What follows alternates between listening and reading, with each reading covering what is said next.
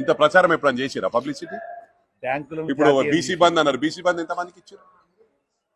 ఇదే మొక్కుబడికి 200 300 కడుపుంటే ఒక్కరికి ఇచ్చారు. అంటే ఓన్లీ మొక్కుబడికి ఇవి ఇచ్చినామని చెప్తాను. పథకాలు గట్లుంటాయా? అందరికి సమానంగా చూడాలి కదా. ఎవరి మనం ట్యాక్స్ పేయర్స్, మన డబ్బులే కదా ఇచ్చేది. ఇచ్చినప్పుడు అందరికి సమానంగా ఇవ్వాలి కదా. వాళ్ళు ఇష్టం ఉన్న వాళ్ళకి ఇట్లా ఏదో ఇచ్చినామని అది పబ్లిసిటీ. విమర్శించే స్థాయి కూడా కాదు.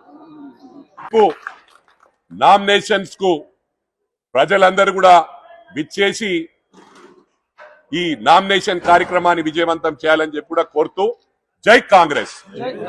సుధీర్ రెడ్డి అన్న నాయకత్వం, జంగన్న నాయకత్వం, ప్రభాకర్ అన్న నాయకత్వం, బాలేష్ అన్న నాయకత్వం, మైపాల్ అన్న నాయకత్వం, మధుసూదన్ రెడ్డి అన్న నాయకత్వం, జైపాల్ రెడ్డి అన్న నాయకత్వం, మా మైపాల్ రెడ్డి అన్న నాయకత్వం, మనందరి నాయకత్వం. జై కాంగ్రెస్. మీడియా సోదరులు సహకరించాలని చెప్పి కూడా మరోసారి మీ అందరికి విజ్ఞప్తి చేస్తా ఉన్నా. ఈసారి 15 సీట్లు వస్తే తప్పకుండా మీ అందరికి కూడా న్యాయపరంగా ఎటు పక్షపాతం లేకుండా అందరికి ప్లాట్లు ఇప్పించే బాధ్యత మా గౌరవ ముఖ్యమంత్రి గారు. Thank you very much. Power hungers అయితే రాహుల్ గాంధీయో సోనియా గాంధీనో ప్రియాంకనో ప్రైమ్ మినిస్టర్ అవుతుండే. 2 సార్లు మన్మోహన్ సింగ్ నే చేసే కదా. 34 ఏళ్ళు ఇప్పటికి ఏంటంటే ఇవాళ ఎకానమీ ఫ్లైట్ లో తిరుగుతాడు రాహుల్ గాంధీ. మనోళ్ళు స్పెషల్ ఫ్లైట్, కొత్త ఫ్లైట్ కొనేసే 10 ఏళ్లలో. ఉద్యమం ముందు ఏముండే పైసలు, ట్రాన్స్పోర్ట్ మినిస్టర్ ముందు ఏముండే పైసలు ఉండనా? పైసలు వెళ్తారా? నేను చెప్పింది ఉట్టికి కాదు, రబ్బర్ చెప్పులు అనేది ఉట్టికి కాదు. మనోడు జైరాబాద్ లా పాలిటెక్నిక్ చేసిండు, అక్కడికి వెళ్ళి మాసప్ ట్యాంక్ ట్రాన్స్ఫర్ చేసిన. అప్పుడు ట్రంక్ డబ్బా రబ్బర్ చెప్పులే, తర్వాత వెల్ మాస్టర్కి వచ్చింది ఆడ ట్రంక్ డబ్బా రబ్బర్ చెప్పులు. ఉట్టికి నేను ఎందుకంటే నాకేం శ్లోక అంటే రబ్బర్ చెప్పులు వేసుకుంటోళ్ళు ట్రంక్ డబ్బా వేసుకుంటోళ్ళు తక్కువ అని కాదు. అప్పుడు అట్లుండే, ఇప్పుడు ఎట్లా వచ్చినాయని అంతే అక్కడ క్వశ్చన్. దానికి ఏం చిన్నతనం కాదు, డిగ్నిటీ ఆఫ్ లేబర్. ఏ పని నేను కేటీఆర్ కూడా ఎందుకన్నా డిష్ వాషింగ్ చేసిన అమెరికాలని. మరి అటువంటి ఇలా లక్షల కోట్లు వెళ్ళిపోయారు. ఫామ్ హౌస్లు, ప్రతి మాల్ల పార్ట్నర్షిప్, ఇవన్నీ మనం గమనించాలి కదా. ప్రజలకి ఏం తెలుసు పాపం, అమాయక ప్రజలు. టైంకి ఏదో ఇస్తారు, 1000 1500 2000 ఇచ్చి ఓట్లు వేయించుకొని ఎట్లయినా చేసుకోవచ్చు. మనకి లీడర్లు అవసరం లేదు, ఒక ఆర్గనైజర్ అవసరం లేదు, ప్రజలకు పైసలు ఇచ్చి ఓట్లు వేయించుకోవచ్చు అని కేసీఆర్ గారిది. అది రివర్స్ అయింది. ఏదో డబ్బులు కాంగ్రెస్ అభ్యర్థుల దగ్గర డబ్బులు ఎక్కడుండే? మొన్న ప్రజలు మ్యాండేట్ ఇచ్చిండ్రు, ప్రజలు గెలిపించిండ్రు. అక్కడ డబ్బులు పెట్టి గెలవలే ఎవరు కాంగ్రెస్ అభ్యర్థులు. ఇప్పుడు మేమే 2 సీట్లు ఆగమైపోతాం, ఎడికెళ్ళి పెడతాం అని పైసలు. 2 సీట్లు అట్ ఏ టైం ఫైట్ చేయాలంటే మజాక, రూపాయి ఎక్కడ తీసుకోలేము కదా. మా సొంత ఫండ్స్ వాళ్ళు పెట్టినంత మేము పెడితే ఆగమవుతాం. అన్ని అమ్ముకోవాలి ఉన్నాయి, పెట్టకుండా మా కోట్లు వేసారు జనాలు. That we are happy. 100% ఊహించని విధంగా డెవలప్మెంట్ చేస్తాం. ఇది గౌరవ ముఖ్యమంత్రి గారి పార్లమెంట్ కాబట్టి గౌరవ ముఖ్యమంత్రి గారు అందరు 7 కాంటెస్టెడ్ క్యాండిడేట్లకు పిలిచి చెప్పడం జరిగింది. మీరు ఎంపీని గెలిపించుకొని రండి, మీకు అభివృద్ధికి డోకా ఉండదు, మీరు ఊహించని విధంగా నేను అభివృద్ధి చేస్తానని చెప్పి ప్రామిస్ చేశారు. అదే విధంగా ప్రజలందరూ కూడా సహకరించాలని చెప్పి విజ్ఞప్తి చేస్తా ఉన్నాను. మరి నిన్న హరీష్ రావు గారు కామెంట్ చేస్తా ఉన్నారు, అంటే ఇంకా ప్రభుత్వంలో ఉన్నామనే విధంగానే ప్రవర్తిస్తా ఉన్నారు. అహంకారం ఎక్కడ కూడా తగ్గలేదు. జాగ్రత్తగా మాట్లాడాలి. ఎందుకంటే ఎన్నికల తర్వాత, పార్లమెంట్ ఎన్నికల తర్వాత మీ కుటుంబంలో ఎవరు కూడా నిద్రపోయే పరిస్థితి ఉండదు. మీరు చేసిన కుంభకోణాలన్నీ తీయడం ఖాయం.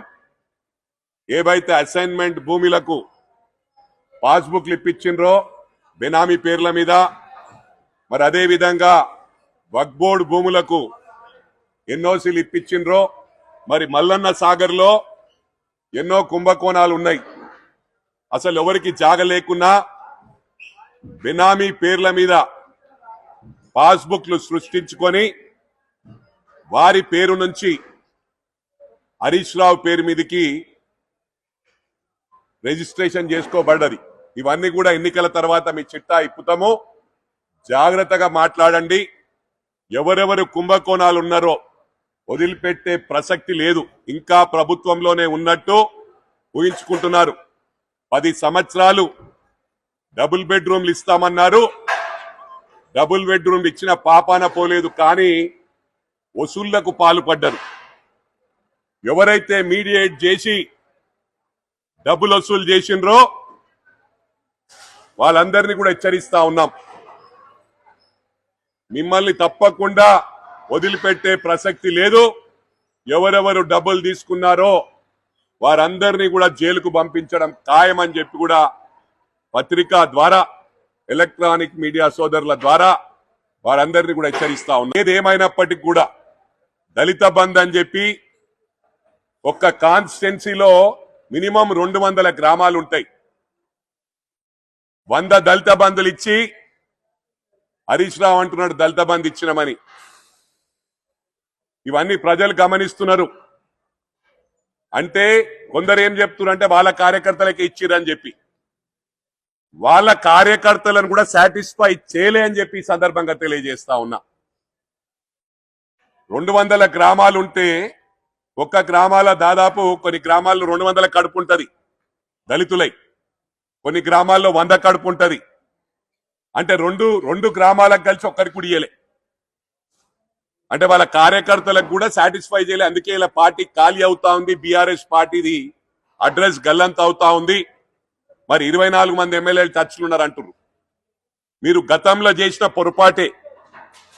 ఏదైతే మా తల్లి సోనియా గాంధీ గారు తెలంగాణ ఇచ్చారో ఆ తెలంగాణ ఇచ్చిన తర్వాత పార్టీని విలీనం చేస్తామన్నారు. పార్టీని విలీనం చేయడం సంగతి పక్కన పెట్టండి, కానీ కాంగ్రెస్ పార్టీ లేకుండా చేద్దామని ఎమ్మెల్యేలందరి డబ్బులకు కొనుగోలు చేసి కొన్న సంగతి తెలుసు. ఆ రోజు ఏం చెప్పారు? కాంగ్రెస్ పార్టీ లేకుండా పోయిందని. ఇక్కడ ప్రజల మ్యాండేట్ తో ఆ ఎమ్మెల్యేలు గెలవబడ్డారు. ఇవాళ ప్రజలు మ్యాండేట్ ఇచ్చిండ్రు. గౌరవ ముఖ్యమంత్రి రేవంత్ రెడ్డి గారు పిసిసి అయిన తర్వాత వారి కష్టాజితం గ్రౌండ్లకు వెళ్లి ఎంత హార్డ్ వర్క్ చేసిరో మనం చూసినాం. ఎన్ని కేసులు బుక్ అయినాయో. టోటల్ కుటుంబాన్ని ఇబ్బందుల పాలు చేసినాం. వాళ్ళ కూతురు పెళ్లికి కూడా ప్రశాంతంగా పెళ్లి చేయకుండా ఎన్నో ఇబ్బందుల పాలు చేసిండ్రు. దానికి శాపం ఇలా ప్రజలందరూ తిరగబడి కాంగ్రెస్ ప్రభుత్వాన్ని తెచ్చిండ్రు. ఇవాళ మళ్ళా ఇది ప్రజాస్వామ్య దేశం. ఎవరు మాట్లాడినా కూడా తెలివుండి మాట్లాడుతున్నారా లేదా తెలియదు నాకు. 24 మంది ఎమ్మెల్యేలు వచ్చేస్తారంటున్నారు. ఇక్కడ ప్రజలు తిరగబడే రోజులు వచ్చినాయి. అటువంటి పరిస్థితి లేదు. అయినా మిమ్మల్ని నమ్మే పరిస్థితి లేదు. వచ్చిన వాళ్ళందరూ ఇలా గుండె మీద చేసుకొని ఆత్మ పరిశీలన చేసుకొని ఒక్కరు కూడా సాటిస్ఫైలో లేరు. ఎవరికి సెల్ఫ్ రెస్పెక్ట్ లేకుండా గేట్ లోపలికి రానియలే. కలరు పూసి వదిలిపెట్టిండ్రు. కాంగ్రెస్ పార్టీ ఆ విధంగా ఉండదు. కాంగ్రెస్ పార్టీలో ఒక రెస్పెక్ట్ ఉంటుంది, సెల్ఫ్ రెస్పెక్ట్. కాంగ్రెస్ పార్టీ అంటేనే జీవో జీనేదో ఆ విధంగా ముందుకు పోతుంది. సెక్యులర్ పార్టీ, అన్ని మతాలను గౌరవించే పార్టీ కాంగ్రెస్ పార్టీ. ప్రజలు ఇవన్నీ కూడా వాచ్ చేస్తా ఉన్నారు. తప్పకుండా ఈ పార్లమెంట్ లో 15 సీట్లు గెలవడం ఖాయమని చెప్పి కూడా ఈ సందర్భంగా తెలియజేస్తూ, ముఖ్యంగా రేపు మా సోదరిమణి పట్నం సునీత మహేందర్ రెడ్డి గారి నామినేషన్ కు మా గౌరవ ముఖ్యమంత్రి గారు 3 గంటల ప్రాంతంలో కలెక్టరేట్ కు రానున్నారు. మరి 7 నియోజకవర్గాల నుంచి ఊహించని విధంగా ప్రజలు తరలి వస్తారని చెప్పి మాకు ఇన్ఫర్మేషన్ ఉంది. దీన్ని పెద్ద ఎత్తున జయప్రదం చేయాలని చెప్పి కూడా మల్కాజ్గిరి పార్లమెంట్ కుటుంబ సభ్యులకు అందరికీ కూడా విజ్ఞప్తి చేస్తా ఉన్నాం. ఏదేమైనప్పటికీ కూడా ఈ పార్లమెంట్ లో బాధాకరం ఏంటంటే ఊహించని విధంగా మా రేవంత్ అన్న, మా గౌరవ ముఖ్యమంత్రి గారి కష్ట ఫలితం ప్రభుత్వం రావడం జరిగింది. కానీ గ్రేటర్ హైదరాబాద్ లో ప్రజలు ఓ కన్ఫ్యూజ్డ్ స్టేట్ లో ఉండే, రూలింగ్ పార్టీ తప్పకుండా మళ్ళా బీఆర్ఎస్ఏ వస్తుంది, వీళ్ళతో తలనొప్పులు ఎందుకు, మళ్ళీ ఏదైనా కొత్త ఉద్యమం ప్రారంభం చేస్తారేమో. 2001 నుంచి తెలంగాణ ఉద్యమం వలన ఎన్నో ఇబ్బందుల పాలు చేశారు. ప్రభుత్వం వచ్చిన తర్వాత సపరేషన్ ఆఫ్ స్టేట్ అయిన తర్వాత మళ్ళీ అందరితో మంచిగా ఉండి ఏది ఇచ్చినా ఫస్ట్ ప్రయారిటీ కాంట్రాక్ట్లన్నీ మాకే ఇచ్చారు, మనకెందుకు గొడవలు వీళ్ళతోనని చెప్పి ప్రజలందరికీ ఇష్టం లేకపోయినా కూడా రూలింగ్ బీఆర్ఎస్ఏ వస్తుందని చెప్పి వన్ సైడెడ్ గా బీఆర్ఎస్ కోట్లేయడం జరిగింది. ఇవాళ బాధపడే విషయం ఏంటంటే ప్రభుత్వం ఉన్నప్పటికీ ప్రజలు ఎక్కడికి వెళ్ళినా బాధపడతా ఉన్నారు. అయ్యో పెద్ద పొరపాటు జరిగింది, ఇవాళ డెవలప్మెంట్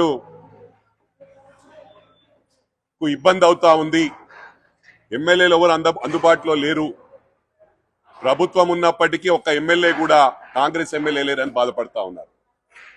ఇవాళ రిప్రజెంటేషన్ అవసరం. మరి పార్లమెంట్ లో ఒక్క మహిళ కూడా లేదు.